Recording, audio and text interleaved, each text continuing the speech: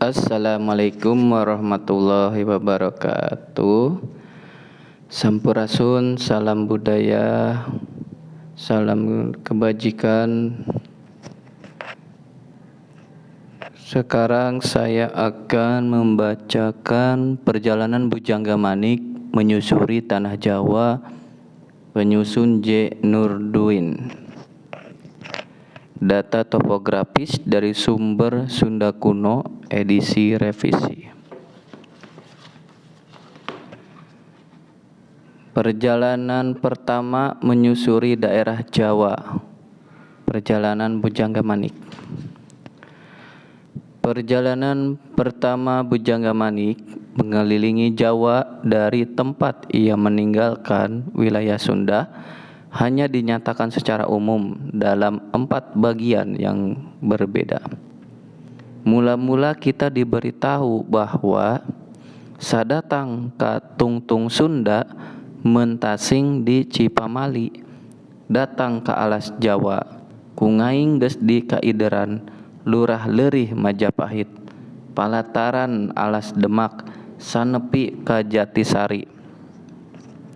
Datang aing ka Pamalang, yang artinya sesampai di tapal batas Sunda menyeberangi Cipamali, sampailah ke tanah Jawa.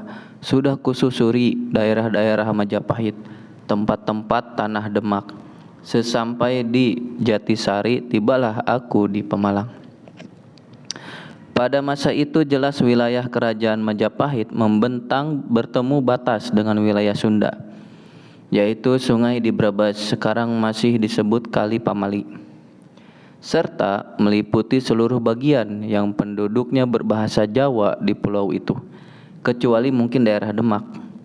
Sungguh mengherankan bahwa daerah Demak di sini disebut terpisah dari daerah-daerah Majapahit. Mungkin ini menunjukkan bahwa Demak telah membentuk pemerintahan tersendiri yang meliputi suatu wilayah tertentu, yang kelak akan menjadi pemerintahan Islam pertama di Jawa. Hal ini akan membawa kita pada perempat terakhir abad ke-15 atau awal abad ke-16. Apabila Demak belum berdiri sendiri sebelum menjadi pemerintahan Islam, tidak ada petunjuk mengenai luas wilayah Demak ini. Kata alas yang mulanya berarti hutan, dalam teks ini maupun dalam teks Sunda kuno dan teks lama lainnya jelas menunjukkan sebuah satuan wilayah yang luasnya berbeda-beda. Jadi alas Demak adalah bagian dari alas Jawa.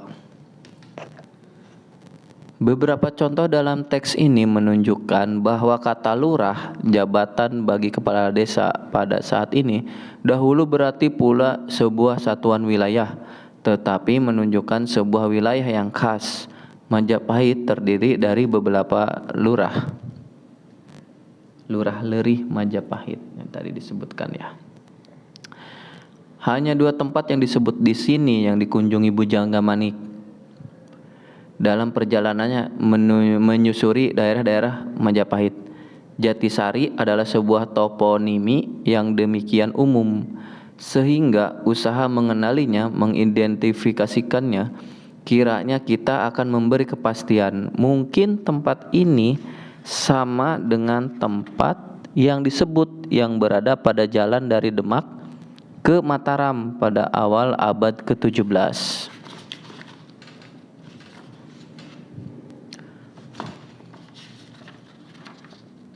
Jatisari, sesampai di Jatisari tibalah aku di Pemalang, yang itu ya. Terus yang kedua adalah Pemalang, sebuah pelabuhan kecil di pantai utara Jawa Tengah. Adalah tempat Bujangga Manik naik perahu Malaka, sebuah kapal dari atau berlayar menuju Malaka untuk perjalanan pulang. Disebutnya pelabuhan Malaka yang terkenal itu, yang belum didirikan sebelum tahun 1400 dan menjadi pusat perdagangan yang ramai dalam dekade-dekade berikutnya, menunjukkan bahwa cerita ini tidak mungkin ditulis lebih awal dari sekitar perempat kedua abad ke-15 dan tidak mungkin lewat tahun 1511 Masehi. ketika Malaka dirampas oleh orang Portugis. Bagian-bagian lain memberikan keterangan lebih banyak mengenai tempat-tempat yang dikunjungi Bujangga-Manik serta tujuan perjalanannya. Sesampainya di keraton, ia disambut oleh bundanya dengan kata-kata, "Itu tak engen si Utun, ayeuna cunduk ti timur, ayeuna datang ti wetan, datangna ti Rabut Palah." Anu artinya, "Nah itu dia anakku, kini ia kembali dari timur, kini ia pulang dari timur, kembali dari Rabut Palah." Palah telah dikenali oleh Krom sebagai nama kompleks candi besar penataran di sebelah selatan kaki Gunung Kelud di Jawa Timur. Rupanya tempat suci itu secara umum dikenal sebagai Rabut atau dipuja suci Palah, Rabut Palah. Nama ini terdapat pula dalam sastra Jawa seperti dalam cerita-cerita Panji. Pentingnya tempat itu baik sebagai pusat pemujaan maupun sebagai pusat perguruan sepenuhnya diperkuat oleh teks kita ini, baik pada bagian ini maupun pada bagian selanjutnya. Di sini kata-kata Bunda Bujangga-Manik menunjukkan bahwa tempat itu diharapkan menjadi tujuan utama perjalanan putranya ke arah timur.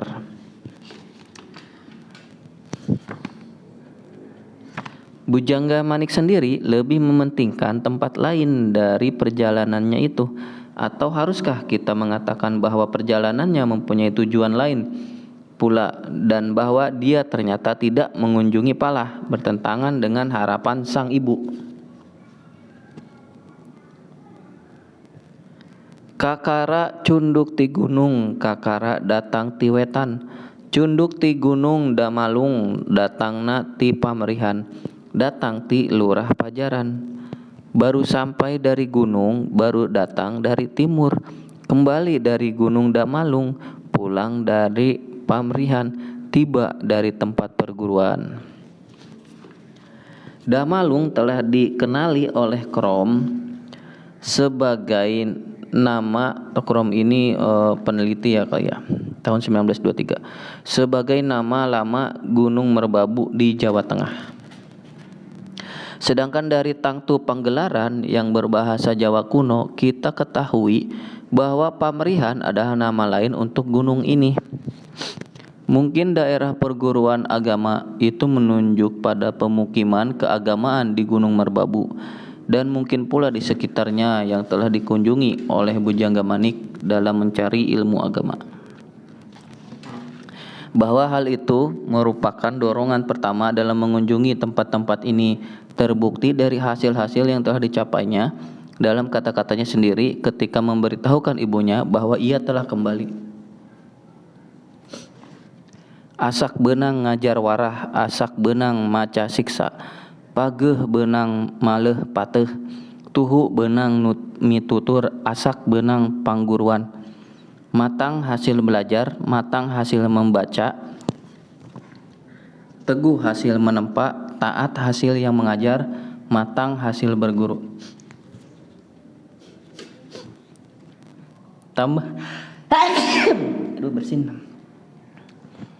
Tambahan pula ia menguasai bahasa Jawa, teueur bisa carek bahasa Jawa, seperti halnya menguasai isi buku-buku agama. Weruh dina eusi tangtu. Istilah-istilah yang digunakan di sini menunjukkan bahwa pengajaran itu berdasarkan bahan-bahan tertulis. Setidak-tidaknya sebagian telah memiliki wawasan yang jelas terhadap etika dan kaidah-kaidah berperilaku dan disajikan dalam bahasa Jawa. Setiap murid asing harus menguasai pengetahuan yang baik mengenai bahasa Jawa selama belajar di pusat-pusat perguruan Jawa ini. Cerita Bujangga-Manik menunjukkan bahwa kebudayaan Jawa dan peranata-peranata Jawa oleh orang Sunda dipandang sebagai sumber utama pendidikan yang lebih tinggi dalam bidang agama. Dan perjalanan ke timur merupakan hal yang biasa dilakukan oleh pemuda Sunda jika hendak menuntut ilmu pengetahuan dan berguru.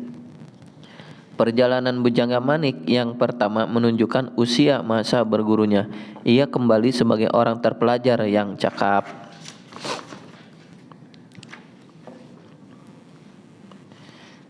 Oke, sedemikian dulu. Nanti akan bersambung ke perjalanan pertama dari dari Pakuan ke Puncak dan Eronan. Lanjut part 2.